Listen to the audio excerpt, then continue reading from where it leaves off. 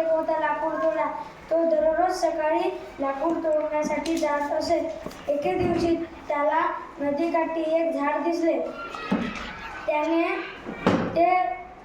त्याची कुऱ्हाड काढली आणि झाड तोडायला लागला. त्याच्या हातातून ते कुऱ्हाड पाण्यात नदीत पडली.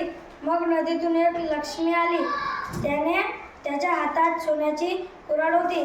लक्ष्मी म्हणाली, बाळा, हे तुझी कुऱ्हाड आहे का?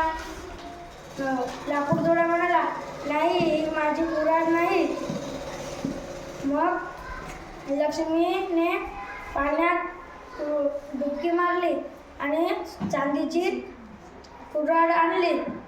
अजून मग लक्ष्मी म्हणाली, बाळा, हे चांदीची कुऱ्हाड तुझी आहे का? लाकूड तोडा म्हणाला, ही माझी कुऱ्हाड नाही.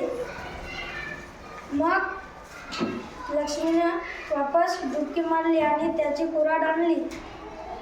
मग लाकूड तोडा म्हणाला, हो, ही माझी कुऱ्हाड आहे. मग लक्ष्मीने पाहिले, हे खोटं बोलत नाही. मी तुला हे तिघही कुऱ्हाडा देतो.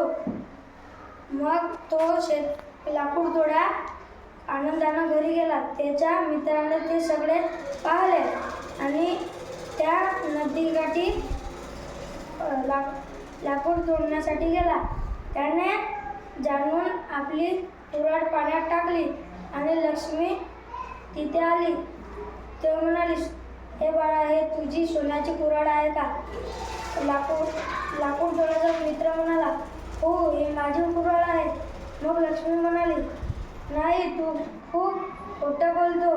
मी तुझी पण कुऱ्हाड घेऊन घेतो आणि तुला काहीच नाही देत. मग लाकूड तोडा नदीकाठी रडत बसला.